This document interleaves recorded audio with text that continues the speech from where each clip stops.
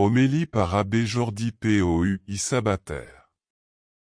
Sant Jordi Desvalls, Girona, Espagne. Un Samaritain le vit et fut saisi de pitié. Il s'approcha, pansa ses plaies en y versant de l'huile et du vin, puis il le chargea sur sa propre monture. Aujourd'hui, nous nous demandons, et qui donc est mon prochain?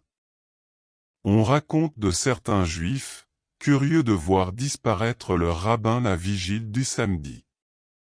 Ils soupçonnèrent qu'il gardait un secret, peut-être avec Dieu, et confièrent à l'un d'eux la tâche de le suivre. Et ainsi il le fit, plein d'émotion, jusqu'à un recoin misérable de la ville, où il vit le rabbin balayer la maison d'une femme. Elle était paralytique, et il la servait, et lui préparait un repas spécial pour la vigile. Lorsque l'espion revint, on lui demanda, où a-t-il été? Au ciel, entre les nuages ou les étoiles. Et ce dernier lui répondit, non, il est monté beaucoup plus haut. Aimer son prochain avec des actes concrets est ce qui est le plus haut, c'est là où se manifeste l'amour. Ne pas passer tout droit.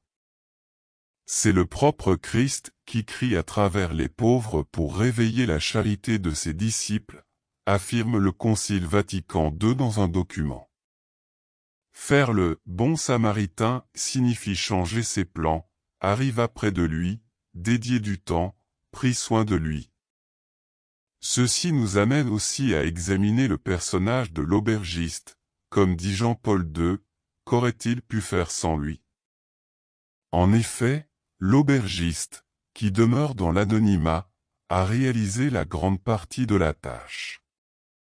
Tous nous pouvons nous comporter comme lui, remplissant les tâches qui nous sont propres avec esprit de service. Tout travail nous offre l'opportunité, plus ou moins directe, d'aider celui qui a besoin.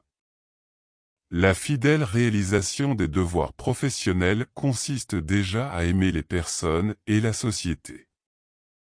Tout laisser derrière nous pour recevoir celui qui a plus besoin, le bon samaritain, et bien faire son travail par amour, l'aubergiste, sont les deux formes d'amour qui nous correspondent. Lequel, à ton avis, a été le prochain? Celui qui a fait preuve de bonté envers lui. Jésus lui dit, va, et toi aussi fais de même. Recourons à la Vierge Marie et elle, qui est le modèle, nous aidera à découvrir les nécessités des autres, matérielles et spirituelles.